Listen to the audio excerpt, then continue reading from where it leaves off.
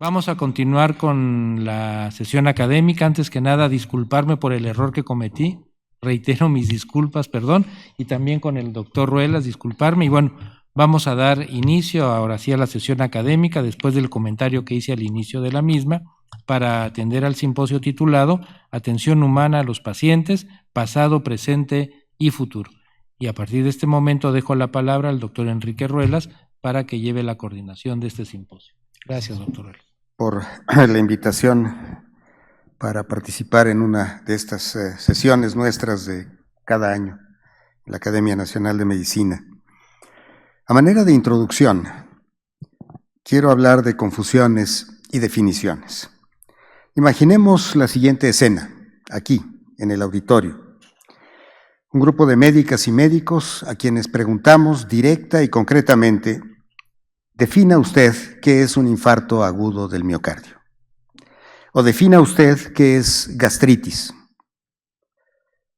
Se levantarán varias manos de inmediato y empezaremos a escuchar respuestas, sin duda, rápidas y precisas. A continuación, en la misma escena, preguntaríamos: díganme ustedes, ¿qué es atención humana? Y lo que veremos en esa escena son miradas encontradas de desconcierto, para empezar. Y las manos aparecerán después.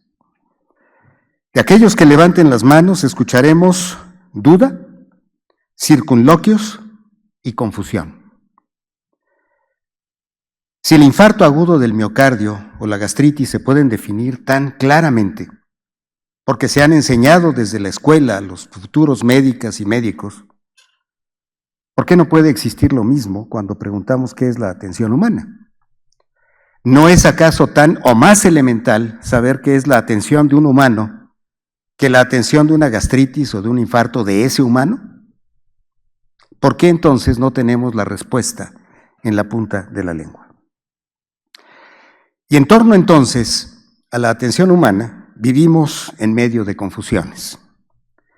Se utilizan de manera intercambiable términos como empatía, compasión, humanismo, calidez, trato digno, atención humanizada.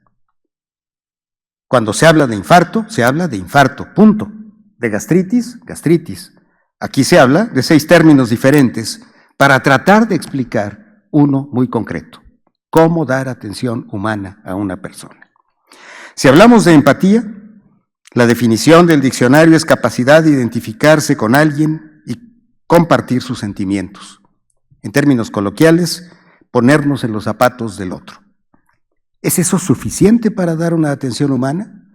Si al otro le duele, si el otro sufre, yo sufro, a mí me duele, ¿es eso suficiente? ¿Es eso correcto así? Cuando hablamos de compasión, significa sentimiento de pena, ternura y de identificación ante males de alguien. En español no nos gusta sentir pena y ternura por un paciente. Al paciente tampoco le gusta que sintamos lástima por él o por ella. Sin embargo, en inglés se utiliza compasión y se utiliza constantemente, pero la diferencia es profunda, está arraigada en la cultura de las poblaciones, de las personas. Compasión en inglés significa simpatía consciente del sufrimiento de otros con el deseo de aliviarlo. Esa última parte está incorporada en la definición misma del concepto. No lo tenemos en español, no lo tenemos en nuestro idioma. En consecuencia, no nos gusta utilizar la palabra compasión, aunque la utilicemos, sabiendo que en el fondo no es lo que quisiéramos decir. Si hablamos entonces de empatía y compasión, yo diría que tendríamos que mezclar las dos. Y en español utilizar empatía proactiva, esto es, sí, la empatía con el deseo de ayudar, pero tampoco existe en español como tal. Si hablamos de humanismo, la confusión se incrementa. En español significa cultivo o conocimiento de las letras humanas. Sus sinónimos: humanidades, letras, cultura, literatura, historia, filosofía. ¿Es eso lo que queremos decir cuando hablamos de atención humana a un paciente? ¿Todo eso? Otra de las acepciones dice doctrina o actitud vital basada en una concepción integradora de los valores humanos. Se acerca mucho más. pero sigue siendo muy vago cuando queremos hablar de la atención humana que merece un paciente. Nadie llamaría, en conclusión hasta aquí, infarto del miocardio de otra manera que no fuera infarto agudo del miocardio. Nadie llamaría gastritis de otra manera que no fuese gastritis. ¿Por qué para hablar de atención humana entonces tenemos que usar términos como empatía, compasión, humanismo, calidez, trato digno, atención humanizada? Esto me llevó hace ya algunos años a tener que definir concretamente el concepto. Y a través de los años se fue configurando una definición que fue siendo contrastada, no solo en México, sino fuera del país. Y la definición propuesta ha sido relación profesional honesta, amable, confiable y respetuosa, que crea confianza mutua, reconoce al otro como una persona plena con características individuales y lo protege de sufrir daños. En el ejercicio de la medicina, esto es fundamental. Yo no puedo ser humano con un paciente si dejo que se le haga daño, si por un descuido se le causa un daño. Eso no está ni en empatía, ni en compasión, ni en humanismo, ni en calidez, ni en trato digno. Las confusiones hasta aquí son múltiples y no son triviales. Y no son triviales porque el no saber nombrar produce sombras en donde debiese haber luz.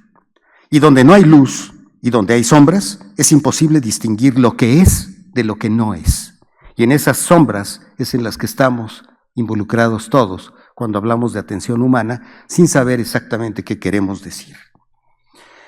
Pero tampoco es trivial la confusión por otra razón, porque la atención humana hoy está sometida a amenazas del entorno. La indefinición hace todavía más vulnerable la posición de la atención humana frente a los embates de varias amenazas. Y solamente las menciono. La masificación de la educación médica, la masificación de la atención médica, la institucionalización que hace que se pierdan las caras y se queden las camas, la burocratización que pone el poder de la atención médica en los escritorios sobre el poder de las personas, la tecnologización de equipos, dispositivos que se convierten en barrera entre una cercanía del médico con su paciente. Y por supuesto, el gran fantasma hoy de la inteligencia artificial, capaz ya, demostrado, de ser mejor que los médicos en la interpretación de emociones humanas. Esto no ha ocurrido de la noche a la mañana. Esto se ha ido dando a través de las décadas. Es importante entonces ver hacia atrás. Y por eso me permití invitar, y agradezco mucho que haya aceptado la invitación, la doctora Marta Eugenia Rodríguez, nuestra experta en siglo XIX, nuestra experta historiadora. Ella nos hablará hoy justamente de El médico y su paciente en México, siglo XIX. En este trayecto hay un hilo conductor en las manifestaciones humanas, hay un hilo conductor en lo humano. Vargas Llosa, en su libro La civilización del espectáculo, escribe: las ciencias progresan, como las técnicas, aniquilando lo viejo, anticuado y obsoleto. Para ellas, el pasado es un cementerio, un mundo de cosas muertas y superadas por los nuevos descubrimientos e invenciones. Las letras y las artes se renuevan, ellas no se aniquilan, son pasado, se construyen sobre él, se alimentan de él y a la vez lo alimentan, de modo que a pesar de ser tan distintos y distantes, un Velázquez está tan vivo como Picasso, y Cervantes sigue siendo tan actual como Borges o Faulkner. He invitado también a la licenciada Ángela Piedad González, invitada a la Academia Nacional de Medicina, licenciada en Letras. Ella se sumó hace ya unos años cuando iniciamos la cruzada por esta atención humana en salud y propuso la creación de un podcast que se llama Causa por una causa, esto es, la certificación en atención humana por una causa, la atención humana. Y ella ha sido la responsable de integrar la literatura con la atención humana. Hoy nos hablará de esta exégesis de la atención humana en la literatura. Prácticas ancestrales se preservan y se manifiestan, encarnan en realidades de hoy. Me da muchísimo gusto que haya aceptado la invitación el doctor Alberto Lifshitz a estar con nosotros, para hablarnos entonces de rituales y magia contemporáneos. Finalmente, desde el pasado hasta el futuro, pasando desde luego por la historia, por la literatura, por los rituales y la magia, nos asomaremos al futuro. Nuestra vicepresidenta, la doctora Ana Carolina Sepúlveda, nos va a hablar de atención humana e inteligencia artificial. ¿Quién mejor para hablar de ello que alguien cuya responsabilidad está no en el presente, sino en el futuro de miles de estudiantes y residentes de medicina en este país? Este es, pues, el contenido de la sesión que tenemos hoy. Les agradezco a todos quienes han aceptado participar e invito ahora a la doctora Marta Eugenia Rodríguez para que nos hable precisamente de El médico y su paciente en México, siglo XIX. Por favor.